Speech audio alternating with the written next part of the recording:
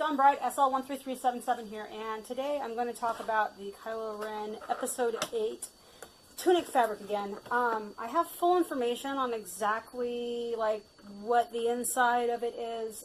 Unfortunately, the filler material that they used to make the inside of the fabric, unfortunately, has been discontinued. So what I'm going to do is I'm going to do some tests, so as you can see here.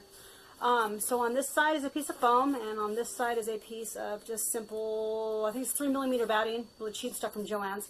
What this is bamboo cotton on top of it, and then this one is 4mm, the yellowish kind of like foam fill, and then this one is the $2.99 crap that you get from Joann's. This is just straight out like absolute garbage. What I'm currently using is a type, not exactly, a type of wrinkled taffeta. On the original fabric, you can see that there's these like super cool micro wrinkles. Sorry. So we're going to be doing with that. So as you can see here, it's got kind of a sheen to it, but then on this side, it's like, whoa, that's freaking shiny. Do not use the shiny side. It should be like a satin shine, not a high gloss shine, I guess all I can call it.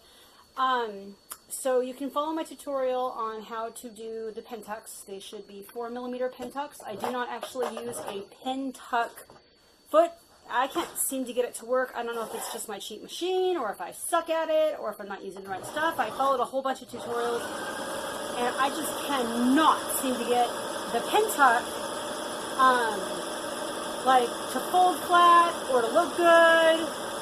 I haven't quite nailed down exactly what's going on with the particular like thread pattern that they're using. It is not a straight pattern. However, that is what I am going to do.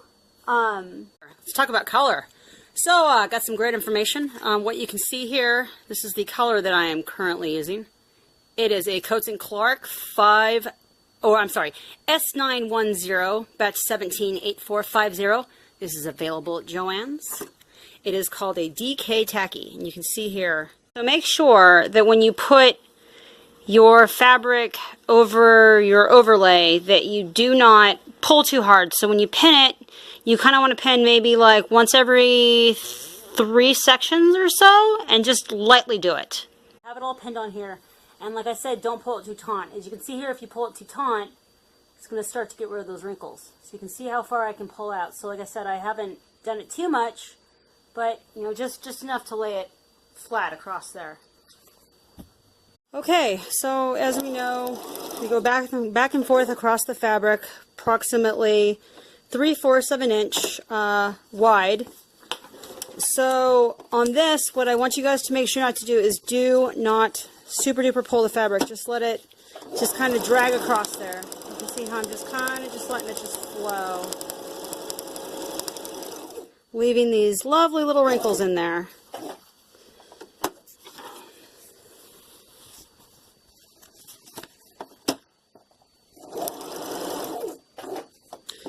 Try and get them as square as possible. I can't seem to without, you know, using chalk. Make sure that every single little pleat kind of falls into its right place.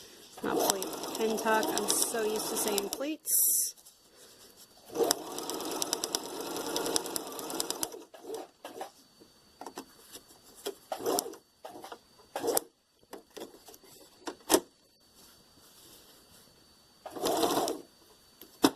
Here we are. Here's my test.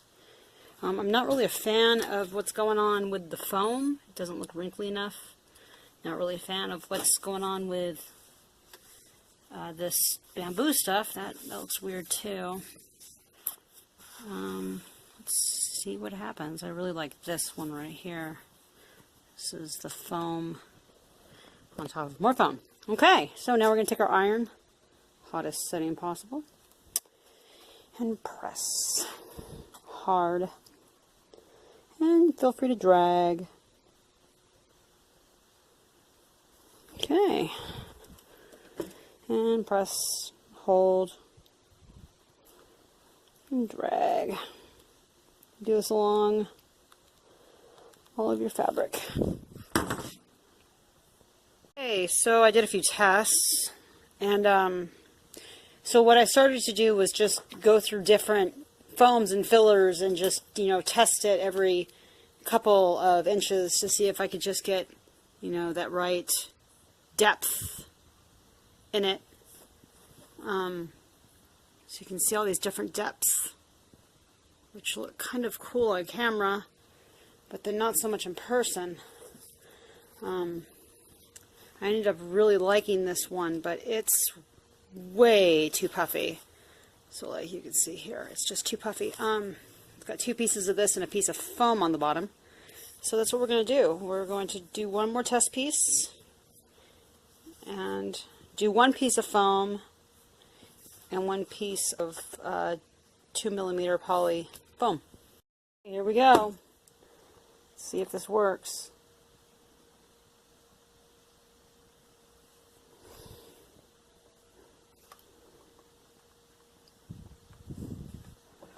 So as I mentioned, this is the one piece of Pellon foam and one piece of craft foam. So let's see here. Be a little bit puffy, but I kind of like that.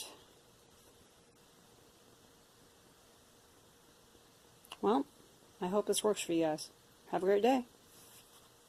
So, to show you guys, this is the craft foam right here, and then this is the particular flex foam that I used. It was really cheap, as you can see here. It was a whopping $2.99 a yard.